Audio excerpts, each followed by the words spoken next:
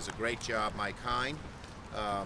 And we have our new, not yet, our supervisor-elect, now village trustee, Kelly Myers. And congratulations, she will now be the supervisor of 22,000 Saugertesians. Live and learn. I've been a senator for 13 years, and I didn't know what it was called. Kingstonians. Ulsterians? Ulster County residents. Ulster County residents. Well said. Okay, anyway, we're here to talk about an important dredging issue, and the bottom of the creek behind me is getting shallower and shallower every day. So let's get right to it.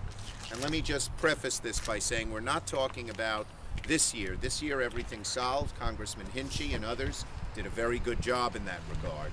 But we're talking about in future years making sure that the Coast Guard stays here and continues to be able to break the ice in the Hudson and here. So, the U.S. Coast Guard go to the wire, as you know, is just docked a few miles up the Esopus Creek from where we're standing today. From its port in Saugerties, it patrols the Hudson, and it breaks up ice that can choke off boats and commerce in wintertime.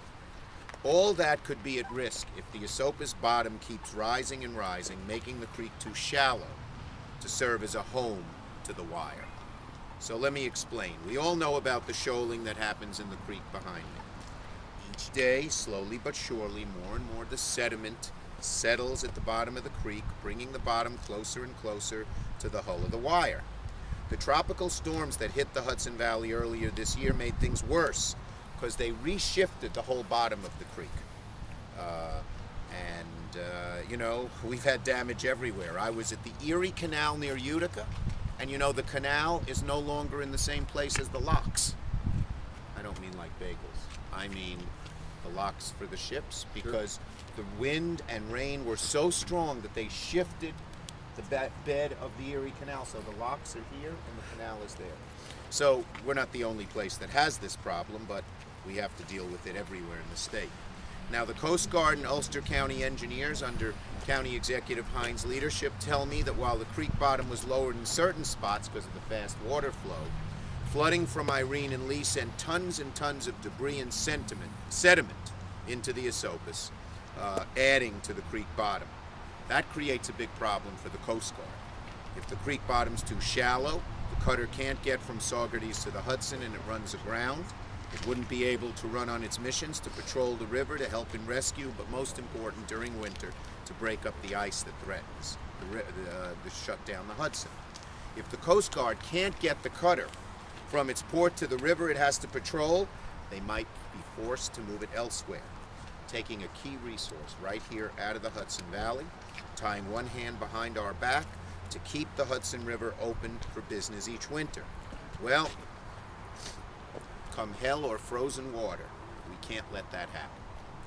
It's essential we keep the Hudson River open for business 12 months a year, but during the winter months it becomes most important, because when the temperature plummets and the river freezes over, we depend on the cutter to bust through the ice and make way for barges and boats. $500 million in goods every year. Much of it during the winter months comes up the Hudson, and Ulster County businesses rely on it to get the resources and goods they need. It's vital to businesses across the Hudson. We have a clear path all year round up and down the Hudson to allow for a free flow.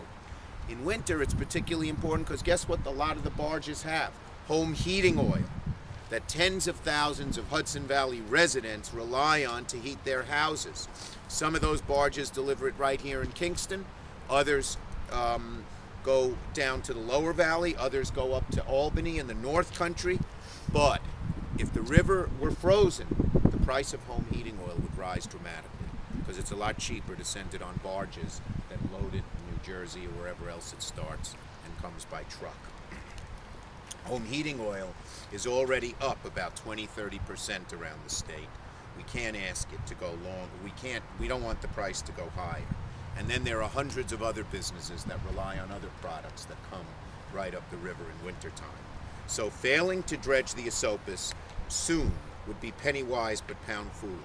In other words, the Army Corps has to look at the overall economic damage that would occur from not dredging, not just at the environmental issues, which are very important, we all care about them, but about overall economic damage. Despite the shoaling, the Army Corps hasn't gotten around to dredging because times are tight. However, here's the good news and why we're here today. Last week I helped lead the charge to get the Army Corps a boost in funding.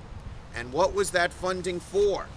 $543 million for areas that were just hit by natural disasters, including us. So there is now money available.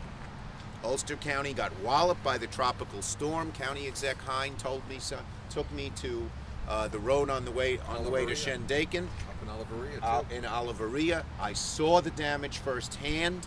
It was devastating. The power of water is incredible. On what was it, Route 28? Yep. County Route 28.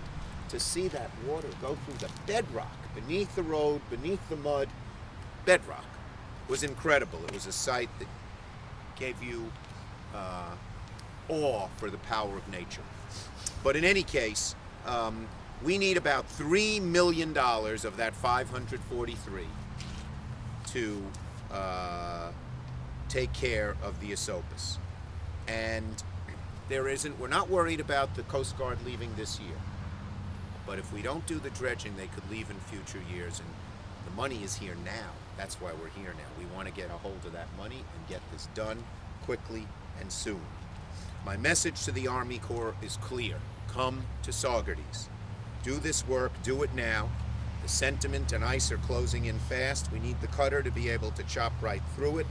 And I promised County Executive Hine, our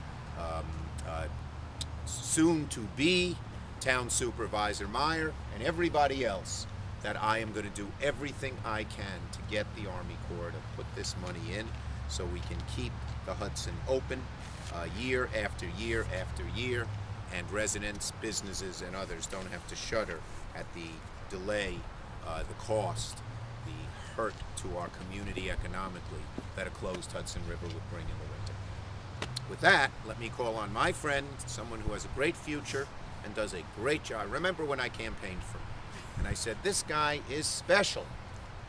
I think he's going to do a great job, and guess what? It was one of those times I was right.